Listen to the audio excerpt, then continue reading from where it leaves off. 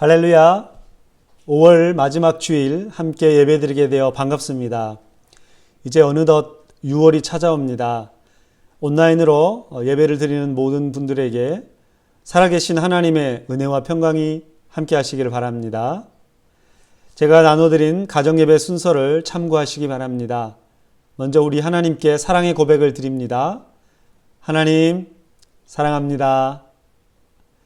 그리고 옆에 있는 가족들 또 성도들을 생각하면서 다시 한번 고백하겠습니다. 사랑합니다. 한 주간 우리의 개인과 가정 또 일터와 우리의 일상을 지켜주신 하나님 앞에 감사의 제목을 한번 떠올려 보십시오. 그리고 우리 감사의 마음을 담아서 다 같이 기도하겠습니다. 사랑의 하나님, 오늘 우리에게 호흡과 생명을 주시고 살아가는 데 필요한 모든 것을 채워주심을 감사합니다. 무엇보다 죄인인 우리를 사랑하여 하나님의 자녀가 되게 하신 하나님의 은혜를 찬송합니다. 이 시간 우리의 경배와 찬송과 고백을 받아 주소서. 또한 우리가 지은 죄와 허물을 그리스도의 보혈로 깨끗하게 씻어 주소서. 코로나19 재난을 겪고 있는 이웃들을 불쌍히 여겨주시고 그들을 구원하여 주소서. 비록 흩어져 있지만 우리는 주 안에서 한 몸으로 서로 연결되어 있음을 알게 하소서. 주여, 저희 가슴 속에 불을 지펴 복음의 진리를 확신하고 세상을 담대하게 살아가게 하소서. 예수님의 이름으로 기도합니다. 아멘. 함께 우리 보혈의 은혜를 찬송하겠습니다. 찬송가 269장 그 참혹한 십자가의 찬송 부르겠습니다.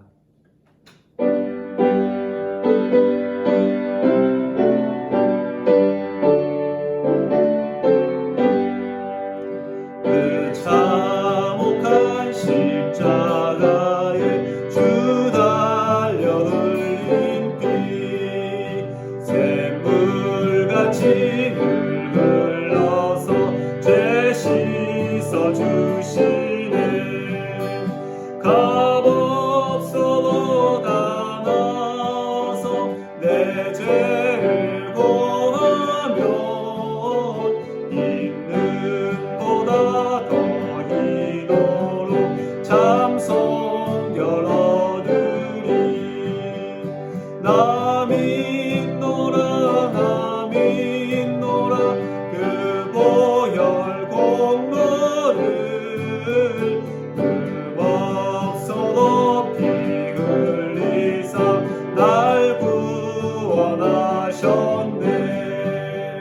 저 흉악당한 강도는 제 죄를 깨달아 죄 없으신 주 예수를 구주로 믿었네. 내 지은 죄 정확하나 주 예수 믿으면 용서받은 강도같이 곧 구원받으리. 나 믿노라 그 보혈 공로를 흠없어도 피 흘리사 날 구원하셨네. 온 백성의 죄 사하신 하나님 어린 양 그 십자가 지심으로 온 인류 구했네. 저 영원한 새 나라에 다 같이 모여서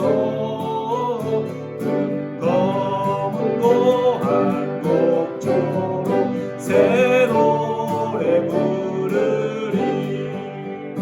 나 믿노라 그 보혈 공로를 흠없어도 피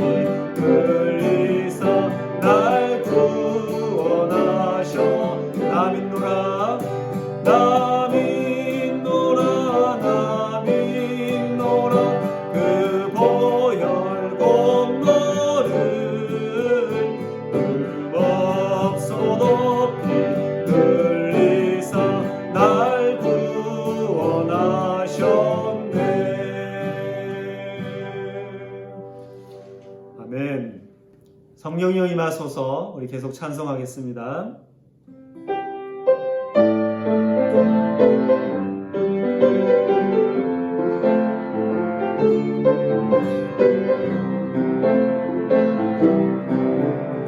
성령이여 임하소서. 메마른 나의 심령 위에 주님의 은혜에 담비 내려 나를 복 적셔주옵소서. 주의 권세 주의 능력 지금 이 시간 임하셔서 악한 권세 모두 깨뜨리고 주님 나라 임하소서. 영광 할렐루야. 예수의 그 피가 내게 승리 주네. 구원이 되시네. 영광 할렐루야. 예수의 이름이 능력되네. 소망이 되시네. 성령이여 임하소서. 메마른 나의 심령 위에 주님의 은혜에 담비 내려 나를 복 적셔주옵소서. 주의 권세 주의 능력 지금 이 시간 임하셔서 악한 권세 모두 깨뜨리고 주님 나라 임하소서. 영광 할렐루야. 예수의 그 피가 내게 승리 주네. 구원이 되시네. 영광 할렐루야. 예수의 이름이 능력되네. 소망이 되시네. 영광 할렐루야. 예수의 그 피가 내게 승리 주네. 구원이 되시네. 영광 할렐루야. 예수의 이름이 능력되네. 소망이 되시네.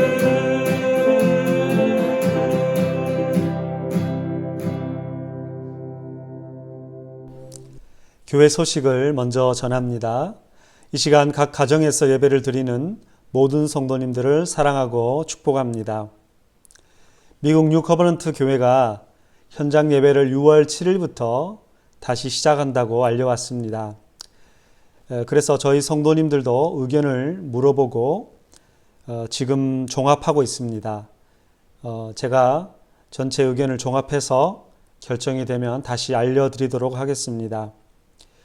계속해서 코로나 대유행에 따른 미국 상황과 환자들, 또 의사들과 또 지도자들을 위하여 계속 기도해 주시기 바랍니다. 하나님의 말씀을 읽습니다. 마가복음 13장 3절에서 13절까지 말씀입니다.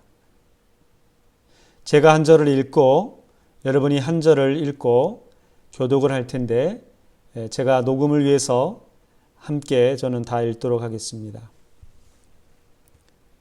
예수께서 감람산에서 성전을 마주 대하여 앉으셨을 때에 베드로와 야고보와 요한과 안드레가 조용히 묻되 우리에게 이르소서 어느 때에 이런 일이 있겠사오며 이 모든 일이 이루어지려 할 때에 무슨 징조가 있사오리까?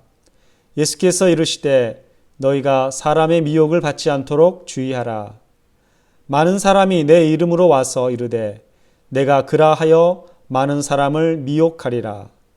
난리와 난리의 소문을 들을 때에 두려워하지 말라. 이런 일이 있어야 하되 아직 끝은 아니니라. 민족이 민족을, 나라가 나라를 대적하여 일어나겠고 그곳에 지진이 있으며 기근이 있으리니 이는 재난의 시작이니라. 너희는 스스로 조심하라.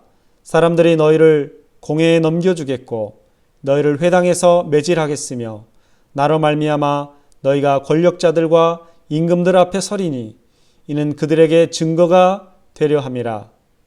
또 복음이 먼저 만국에 전파되어야 할 것이니라. 사람들이 너희를 끌어다가 넘겨줄 때에 무슨 말을 할까 미리 염려하지 말고 무엇이든지 그때에 너희에게 주시는 그 말을 하라. 말하는 이는 너희가 아니요 성령이시니라.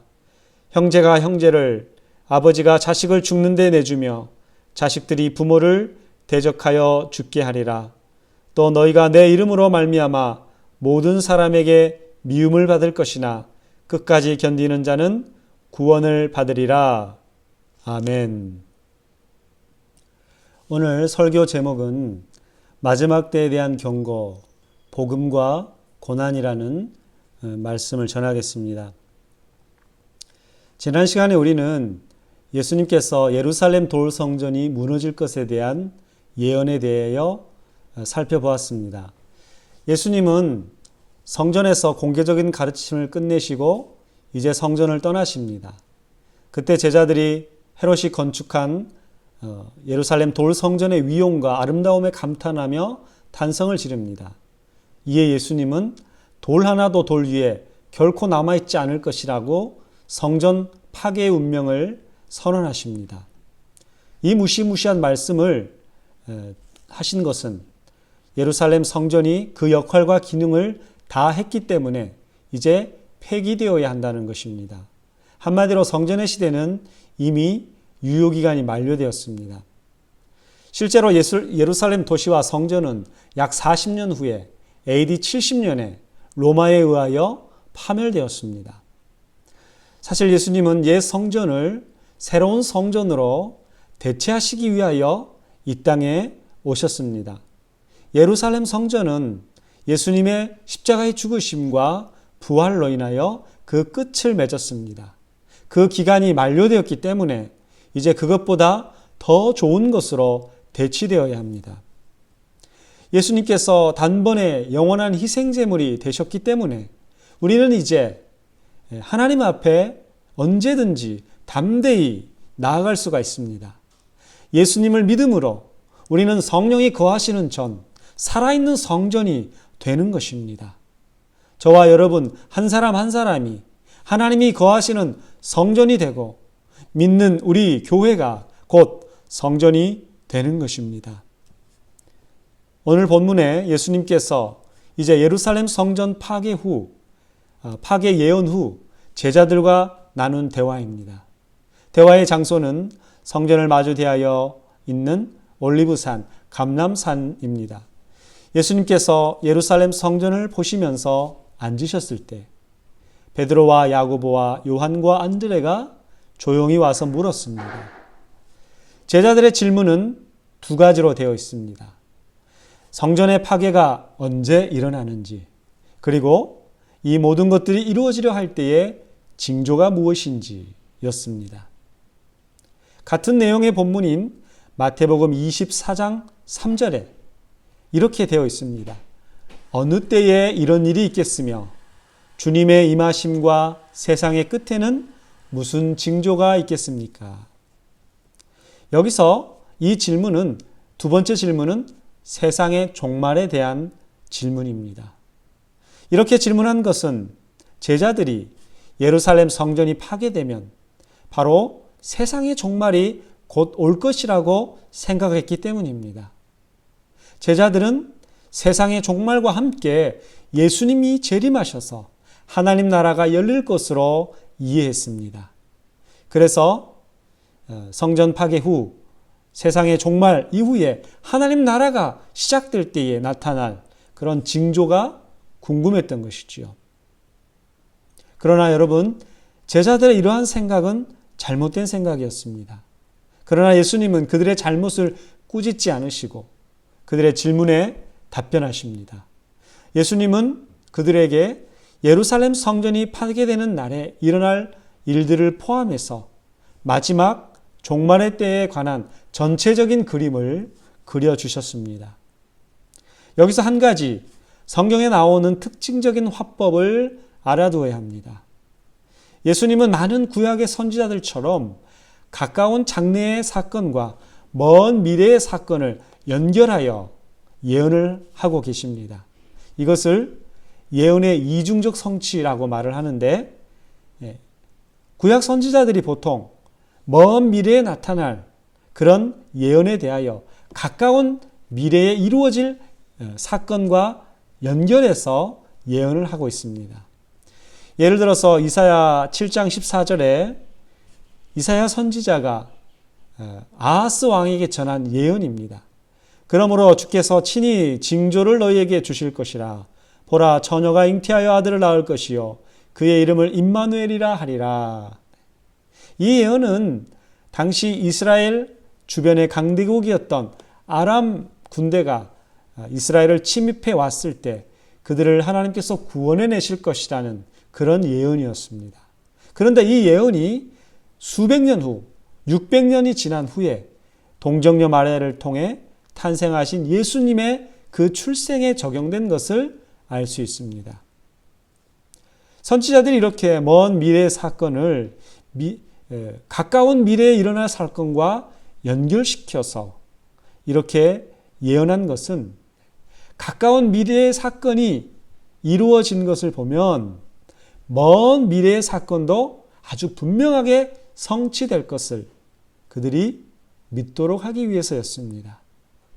그러니까 예수님께서 예루살렘 성전 파괴와 함께 재림에 대하여 말씀하신 것도 마찬가지입니다.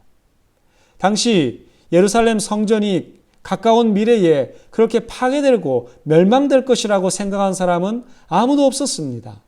그러나 주님의 말씀대로 예루살렘 성전은 AD 70년에 파괴되었습니다. 예루살렘 성전이 파괴된 것을 통해 주님께서 다시 오신다는 그 사실도 분명하게 그들에게 예고하신 것입니다. 왜 이렇게 하셨을까요? 예수님께서 성전의 파괴를 보면 주님의 재림도 확실하게 이루어질 것을 믿을 수 있게 하신 것입니다.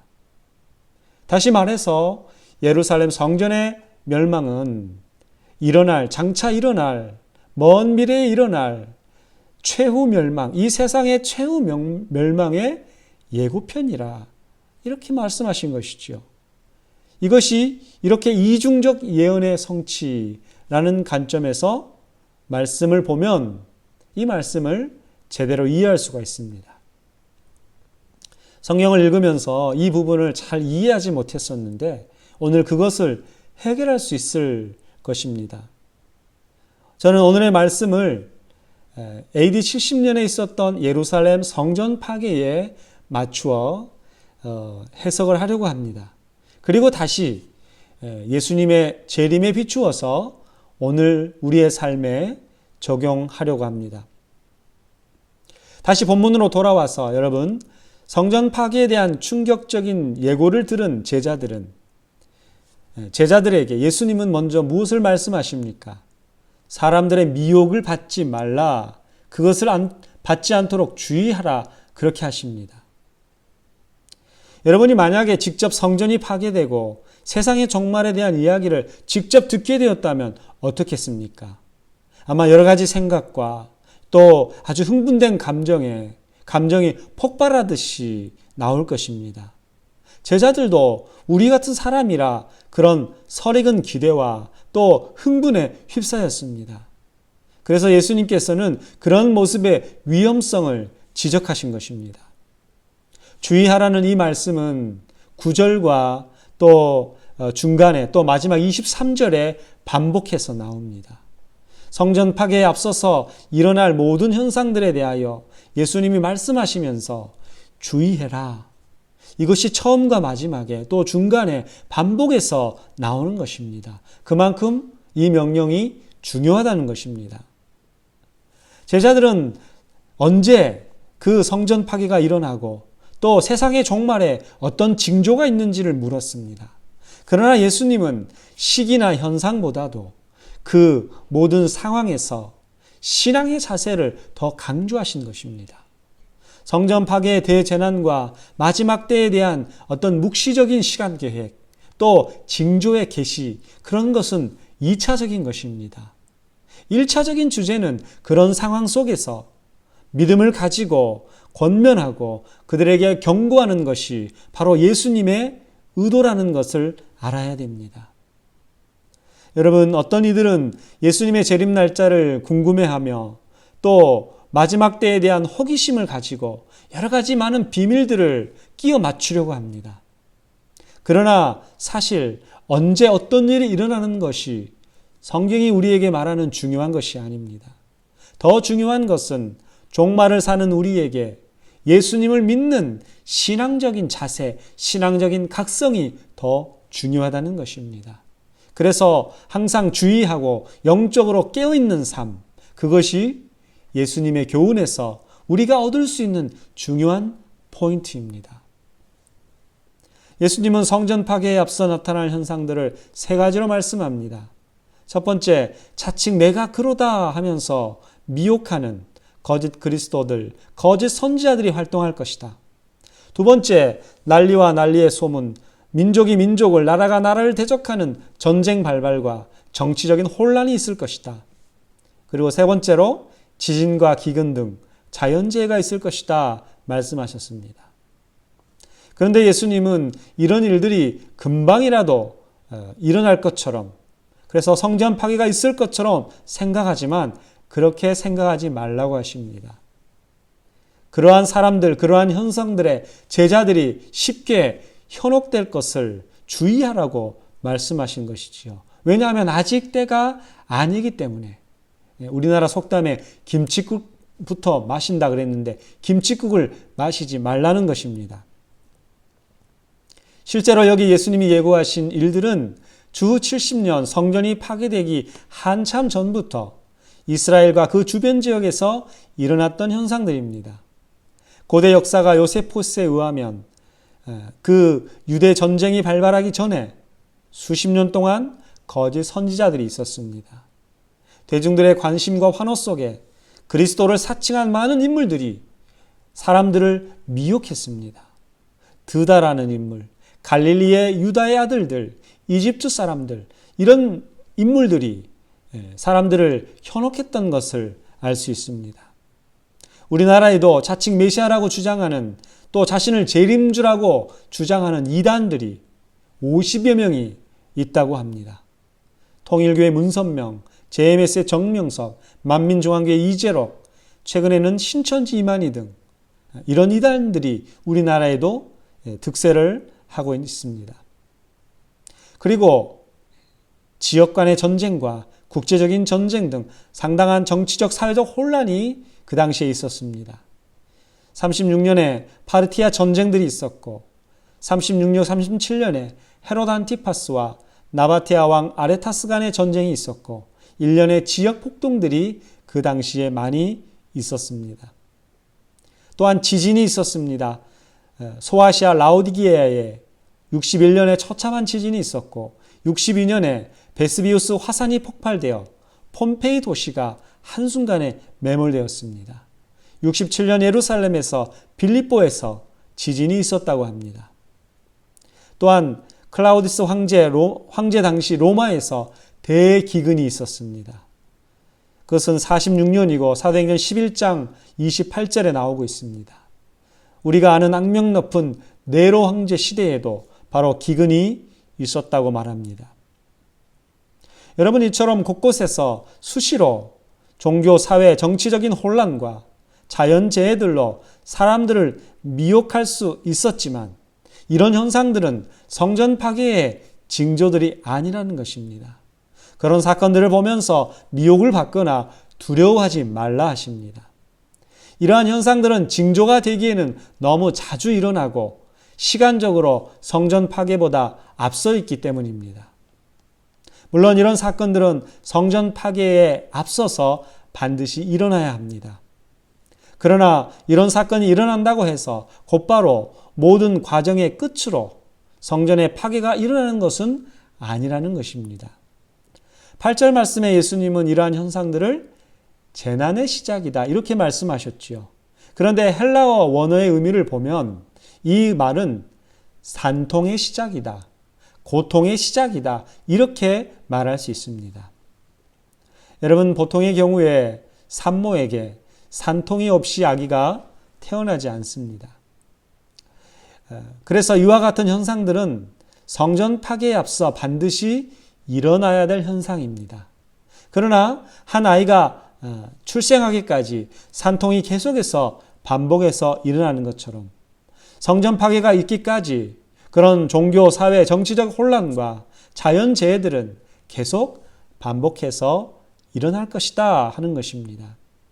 그렇다면 제자들은 이런 현상이 일어날 때 마치 성전 파괴가 곧 임할 것처럼 흥분하거나 두려워해서는 안 된다는 것이지요. 이런 현상들은 성전 파괴가 임박했음을 알리는 징조가 될 수 없다는 것입니다. 예수님께서는 세상의 끝이 온 것처럼 불안해서 사람들의 미혹을 받지 않도록 주의하라고 하셨습니다. 어떤 신비한 징조를 보게 되면 그들이 쉽게 속아 넘어갈 것을 아셨기 때문에 아무리 그러한 때에 영적인 능력이나 어떤 권세를 부리는 거짓 징조를 가진 그 선지자들이 많이 나타날 것을 아셨기 때문에 주의하라고 말씀하신 것입니다.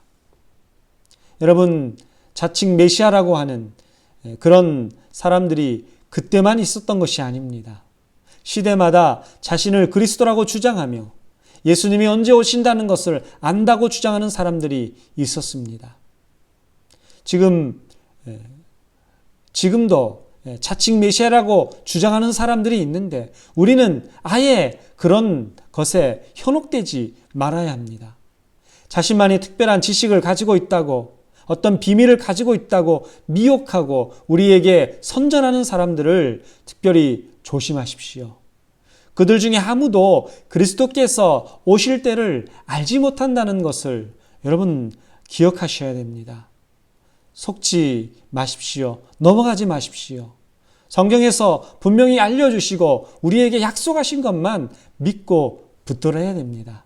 그렇지 않은 것에 우리의 눈과 귀를 두지 않도록 여러분 주의하시기 바랍니다. 그리고 전쟁의 발발과 지진과 기근 등의 자연재해가 있다 그랬습니다. 예수님은 그런 일들을 두려워하지 말라 그렇게 말씀하십니다. 전쟁의 소문이 나고 정치 상황이 악화되어서 온 세상이 파괴될수록 사람들은 두려움을 갖게 됩니다. 엄청난 위력의 핵폭발로 지구가 순식간에 멸망을 당하면 어떻게 되나 걱정하기도 합니다. 여러분, 그러나 예수님은 우리에게 두려워하지 말라고 말씀하십니다. 이 두려움은 하나님을 믿지 못하는 불신에서 오는 것입니다.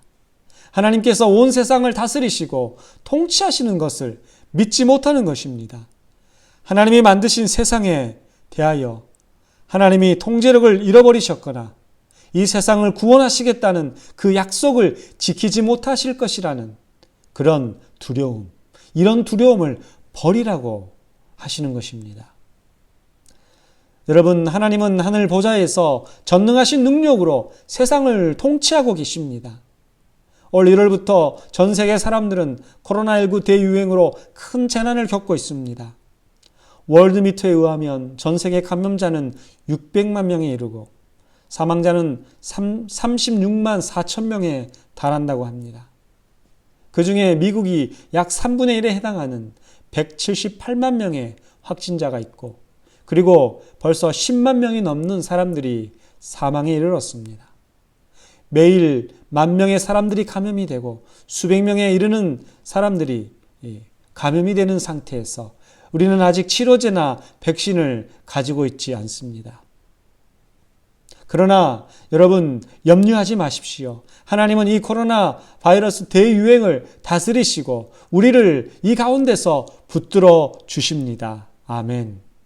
하나님은 지금과 앞으로 일어나는 모든 상황과 재난에서도 온 세상을 다스리시고 우리를 구원하시며 우리를 감당하게 해 주실 것을 믿으시기 바랍니다.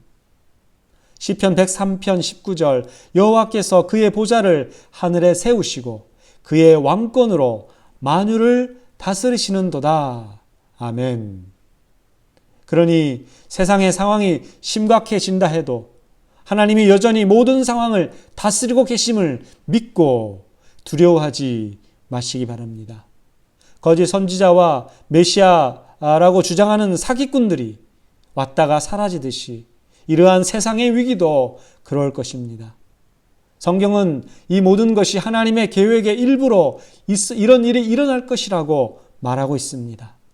그러나 난리와 난리의 소문은 마지막 때 곧 세상의 종말을 알리는 신호가 아닙니다. 그렇기 때문에 우리는 요란을 떨면서 당황하거나 두려워하지 말아야 합니다. 조심하고 깨어 있어야 하는 것입니다. 예수님은 9절부터 제자들이 복음 때문에 겪게 되는 직접적인 고난에 대하여 말씀하십니다.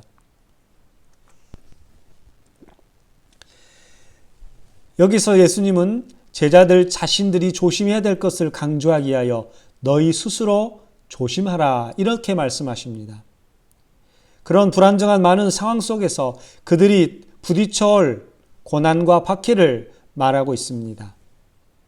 그것은 세 가지로 말하는데 첫 번째, 제자들은 예수님처럼 적대자들의 손에 넘겨질 것이다 말합니다. 그들이 넘겨질 대상은 공회라 그랬습니다. 예루살렘 공회일 수도 있고 또 지방 공회들일 수도 있습니다.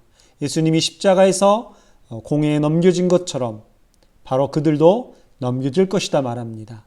두 번째, 그들은 회당에서 매를 맞을 것입니다. 이 매질은 제자들에게도 생소하지 않았을 것입니다. 실제로 바울은 박해자로 행하기도 했고 또 예수님을 만난 후에는 이러한 매를 맞기도 했습니다.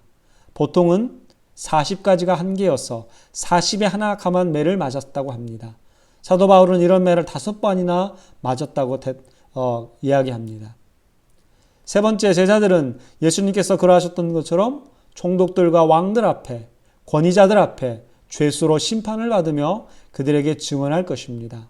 실제로 사도 바울은 로마 총독들과 아그리빠 왕 앞에서 재판을 받으며 그리스도의 증인이 되었습니다. 여러분, 재난이 일어나는 이 기간에 제자들은 방관자로 물러나 있는 것이 아닙니다. 여기 제자들이 받게 될 박해는 복음을 전하는 것과 밀접하게 연결되어 있습니다. 그들이 어렵고 혼란스러운 상황에서 계속해서 복음을 전해야 한다는 것입니다. 그리고 그것 때문에 대적자들에게 고난을 받는다는 것이지요. 예수님의 제자들이 복음을 전하는 대상은 유대인을 넘어 모든 이방의 민족들입니다. 예수님께서도 공생의 사역을 하시면서 유대 지역을 넘어 이방인들에게까지 복음을 전하셨습니다. 그런데 예수님이 이제 이방인 대상 선교가 전면적으로 이루어져야 될 것을 예수님께서 지금 선언하고 있습니다. 예수님은 먼저라는 표현을 통해 성전 파괴에 앞서 이것이 이루어져야 함을 밝히고 있는 것입니다. 그래서 사도 바울은 전도 여행을 하면서 마게도니아 일루리곤까지 복음이 전파되었다라고 그렇게 선언하고 있습니다. 로마서 15장 19절에 보면 표적과 기사의 능력으로 성령의 능력으로 이루어졌으며 그리하여 내가 예루살렘으로부터 두루 행하여 일루리곤까지 그리스도의 복음을 편만하게 전하였노라. 이렇게 기록하고 있습니다. 그런데 제자들이 권력자들 앞에 끌려가게 되었을 때에 그들에게 무슨 말을 해야 될지 걱정할 필요가 없다고 말했습니다. 그들이 해야 할 말을 성령께서 알려주실 것이기 때문입니다. 그래서 이 말씀은 교육 수준이 높지 않았던 당시 제자들에게 큰 안도감을 주었을 것입니다. 당시 최고의 권위자들 앞에 끌려가 적절한 답변을 한다는 것 자체가 엄청난 부담이었을 것입니다. 그러나 베드로는 공회 앞에 잡혀갔을 때 성령이 충만하여 아주 기탄 없이 아주 깜짝 놀랄 만한 그런 연설을 수행하게 됩니다. 예수님 말씀대로 이렇게 이루어졌다는 것이지요. 그리고 끝으로 예수님은 이런 박해가 가족들에게까지 확대될 것이라고 예고하십니다. 어느 정도냐? 단순한 증오심이 아니라 죽음에 넘겨주는 상황까지 그런 충격적인 일까지 벌어진다고 했습니다. 이것은 예수님을 증언하는 이 일이 세상으로부터 얼마나 철저하고 강력한 그런 반대, 그런 박해가 있을 것인지를 우리에게 알려주는 것입니다. 실제로 네로 황제 박해 당시 많은 그리스도인들이 가족의 밀고로 인하여 죽음을 당했던 것을 우리는 알게 됩니다. 하지만 이 어려운 상황 속에서 제자들은 그 상황에서 빨리 벗어나는 것을 기대해서는 안 될 것입니다. 제자들은 이런 급박한 상황 속에서 끝까지 인내해야 됩니다. 예수님은 끝까지 참고 견디는 자는 구원을 받을 것이라고 약속하고 있습니다. 여기서의 구원은 육체적인 생명의 보존이 아니라 영적인 생명의 보존을 의미할 것입니다. 제자들은 육체적인 죽음을 감수하면서 인내함으로 오히려 영원한 생명을 확보할 수 있게 될 것입니다. 그것이 예수님의 약속이요 선언이십니다. 사랑하는 성도님들, 예수님께서 이제 승천하신 이후에 제자들은 여러 가지 힘들고 혼란스러운 상황에 놓였습니다. 그러나 그 가운데서 복음을 전해야 했습니다. 그것이 예수님의 선언이요 당부였습니다. 그들이 복음을 전하는 일에 많은 고난을 겪어야 했습니다. 공회에 넘겨지고 회당에서 매를 맞고 법정의 고소를 당하게 되었습니다. 심지어 가족에게 배신을 당하여 죽음에 넘겨지는 뼈아픈 그런 비극을 겪기도 했습니다. 그러나 예수님은 제자들에게 확실한 위로를 해주십니다. 제자들이 겪는 고난의 위기는 곧 성령께서 복음을 증거하시는 기회가 될 것이다. 그리고 권세자들 앞에서 성령께서 마땅히 해야 될 말을 알려주실 것이다. 약속하고 있습니다. 뿐만 아니라 그렇게 참고 견디고 그것을 감당해내면 영원한 생명을 하나님께서 주실 것을 약속하고 계십니다. 여러분, 이것은 오늘날에도 마찬가지입니다. 주님이 오시기까지 여러 가지 고통의 진통이 있을 것입니다. 그럴 때 우리는 고난을 당하게 되지만 그것은 예상할 수 있는 상황임을 알아야 합니다. 그런 상황에서도 우리가 할 일은 복음을 담대하게 전하는 것입니다. 예수님을 알지 못하는 자들에게 예수 그리스도의 복음을 증거하는 것입니다. 위축되거나 뒤로 물러가서는 안 되는 것입니다. 우리가 비록 넘겨져서 매질을 당한다고 하여도 오히려 그 시간을 통하여 하나님을 증거하는 기회가 되기 때문입니다. 분명 그 고난을 통하여 복음이 전파되고 그리스도께서 모든 민족의 주님으로 세상의 왕으로 선포되어야 할 것입니다. 할렐루야. 그러기에 복음 전도는 우리의 힘과 지혜로 되지 않습니다. 우리가 무슨 말을 해야 될지 미리 염려하지 않아도 됩니다. 성령께서 우리에게 하실 말을 주시고 우리에게 지혜와 담대함을 주실 것입니다. 그렇게 복음은 고난을 통과하여 전 세계로 뻗어나가야 하는 것입니다. 성령께서 역사하시고 성령께서 하실 말씀을 주시고 성령께서 기회를 주셔서 하나님의 복음이 전 세계에 전파된다는 것입니다. 하나님의 오묘한 섭리가 있다는 것을 우리가 알아야 할 것입니다. 사랑하는 성도님들, 마지막 시대를 살고 있는 우리가 더욱더 조심하고 주의해야 합니다. 정신을 차리고 주님의 말씀에 귀를 기울여야 합니다. 주님이 오실 때까지 여러 번의 진통의 시간이 찾아올 것입니다. 그럴 때마다 당황하지 말고 불안해하지 말고 특별히 거짓 선지자들의 미혹에 조심하십시오. 위기의 상황에서 두려움을 갖지 마시기 바랍니다. 우리 주 예수 그리스도의 복음을 담대하게 전하십시다. 복음을 전할 때 고난이 함께 오지만 그 고난을 통하여 그 시간을 통하여 오히려 성령께서 증거하시는 기회가 될 것입니다. 그러니 고난 앞에서 모든 사람에게 미움을 받지만 끝까지 참고 인내하십시오. 그러면 우리에게 영원한 생명, 빛나는 면류관, 썩지 않는 면류관이 우리를 기다리고 있을 것입니다. 이런 믿음으로 오늘도 복음과 함께 고난을 받으며 담대하게 살아가는 저와 여러분이 되시기를 주님의 이름으로 간절히 소원합니다. 아멘. 살아계신 하나님, 오늘 말씀을 통해 세상의 마지막 때에 말씀해 주심을 감사합니다.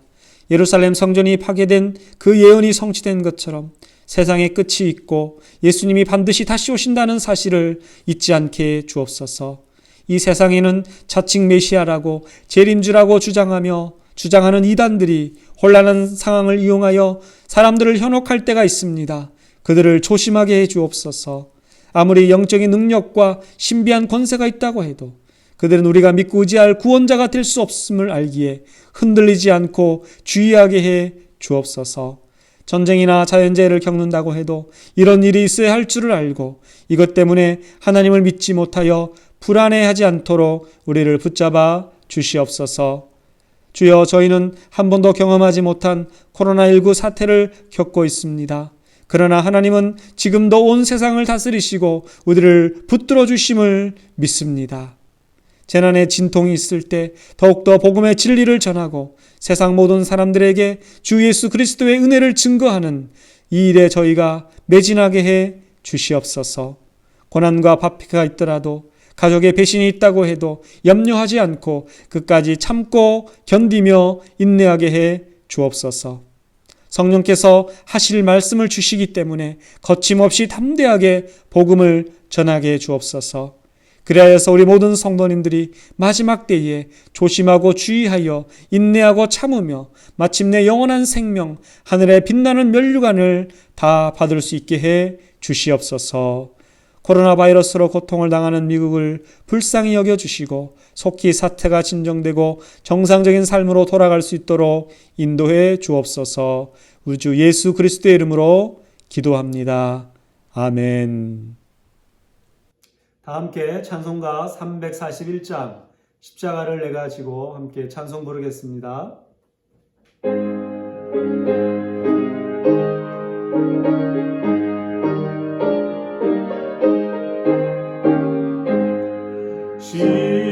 십자가를 내가 지고 주를 따라갑니다.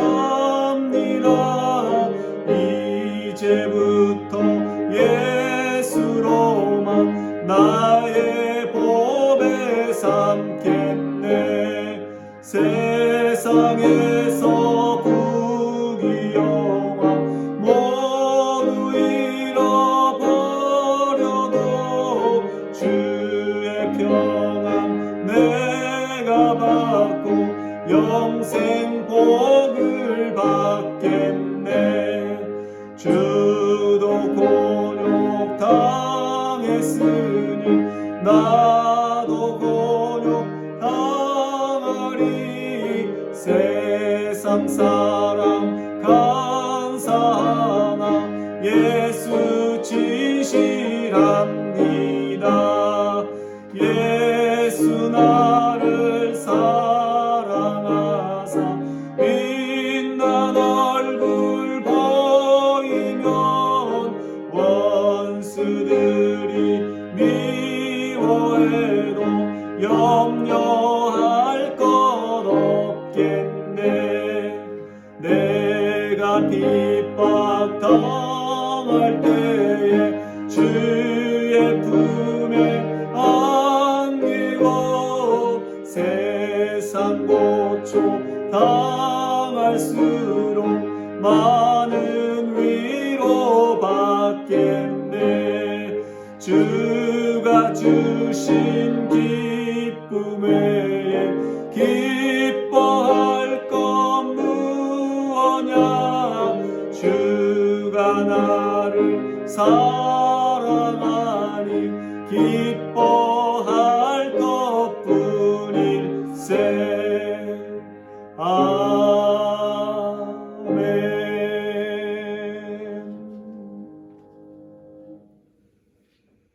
이제 오늘 받은 말씀의 은혜를 여러분 가족과 함께 나누시고 주님 가르친 기도로 예배를 마치시기 바랍니다. 이번 한 주간도 주님의 은혜와 능력으로 승리하시기 바랍니다. 할렐루야.